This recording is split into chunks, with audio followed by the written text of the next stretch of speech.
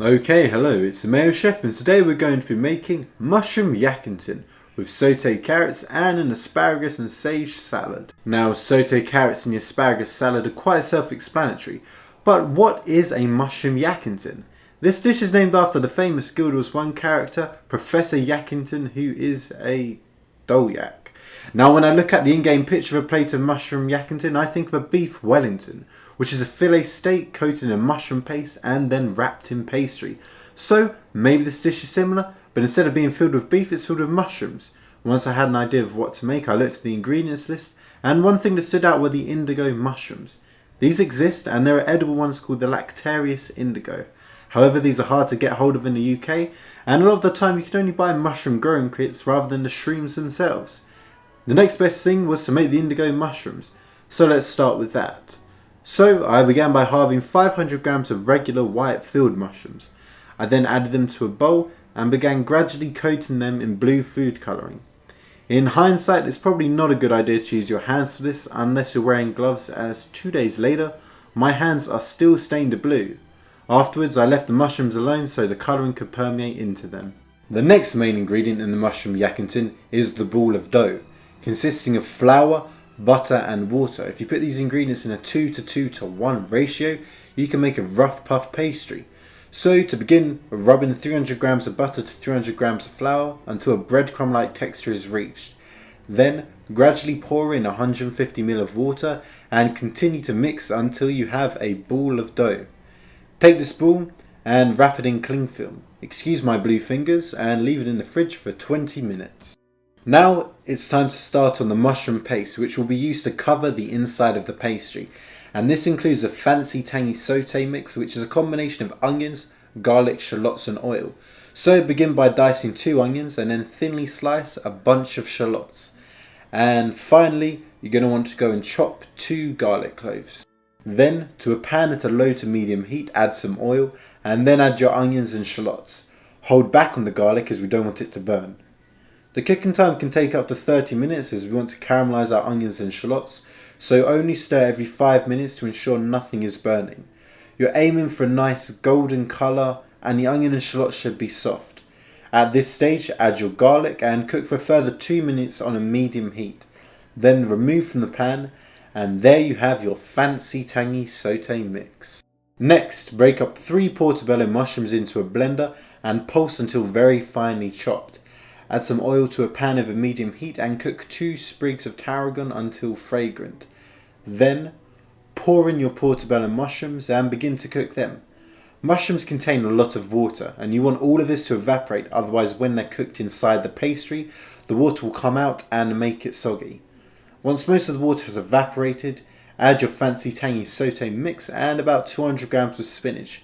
Keep cooking until the spinach has completely wilted and most of the water has come out. A good indicator of this is once there's barely any steam coming out of the mixture. At this point, remove from the heat and pour onto a paper towel to help soak up any excess water.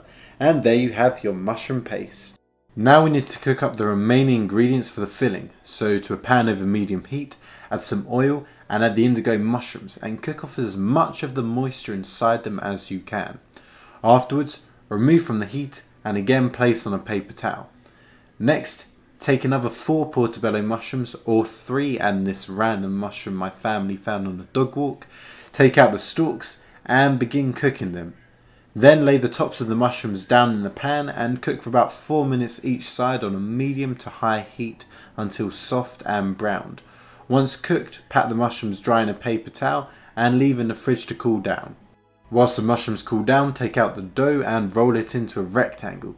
Fold in 3, rotate and roll out again. And finally, fold into 3 one more time. This creates layers of butter and flour in the dough, creating a flaky texture once cooked. And so at this stage it's ready to be used, so leave to chill in the fridge for about 20 minutes. After 20 minutes, roll the dough back out into a rectangle and begin to cover with the mushroom paste, making sure to leave space around the sides. Then start to pile up your indigo mushrooms, mushroom stalks, and finally the tops of the portobello mushrooms in the centre. Then fold over your pastry and seal the ends, wrap in cling film and store in the fridge for about 10 minutes so the pastry cools down. And after 10 minutes, place a Mushroom Yakkington onto a lined baking tray At this stage you would usually do an egg wash, which gives the pastry a nice golden brown appearance after cooking. But there are no eggs in the GW2 recipe, so I'll go without. Otherwise, to give a nice appearance, you can give a crisscross across the top of the Yakkington with the back of your knife. Then place into an oven preheated at 200 degrees C or 400 degrees Fahrenheit and leave to cook for about 35 to 40 minutes or until the pastry is nice and flaky on the top. Whilst the Yakkington is cooking, it's time to start on the side dishes. So for the sauteed carrots, peel 3 carrots. I'm doubling up on the recipe, so I'll be using 6. Then diagonally slice the carrots into thin slices.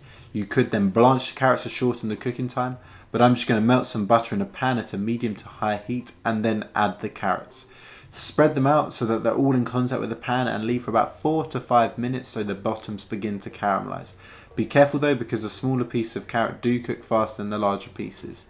Next we're going to make a parsley butter sauce to go with the carrots, so remove the carrots from the pan, add a little bit more butter and fry off a handful of chopped parsley until fragrant. Then pour this over the carrots and mix until the carrots are well coated in the sauce. The carrots are now ready, and make sure you serve with a slotted spoon to avoid the excess butter. The next side to prepare is the asparagus and sage salad. So to start we need to make the dressing. So to a beaker add the juice of 1 lemon, 6 tablespoons of oil and 2 tablespoons of vinegar. I'm using cider vinegar. Then some pepper and a pinch of salt. Give it a stir and your dressing is ready. Then take a large bunch of asparagus and chop off the woody ends. Heat up a griddle pan to a high heat and add your asparagus. Spread them out so that they are all evenly grilled. The asparagus will be ready once you start to get a slight char on them, and they will change to a darker green. Halfway through it's time to add the sage leaves and cook them for about a minute, giving them a much nicer taste. Plate up your asparagus and sage and then pour over the dressing, mixing so that it's all coated. You may want to drain some of the excess dressing if you poured it too quickly. Finally, for the main event, take the Mushroom Yakkington out of the oven and begin to slice it into thick pieces. And here's a nice little cross section where you can see those really nice looking blue mushrooms and the portobello mushrooms layered on top. Serve your asparagus and sage salad and your sauteed carrots, and there you have your GW2 feast. One thing to note is I feel like there should have been a sauce to go with the dish, so maybe if you're making it, a regular gravy should go well. So there you have it, Mushroom Yakkington with sauteed carrots and an asparagus and sage salad. Let's give it a taste, and yeah, it does taste pretty good. Although if you don't like mushrooms, then maybe this isn't for you. I hope you enjoyed the video, and be sure to check out the recipe in the description for full details on how to make it. Thanks guys, and see you soon.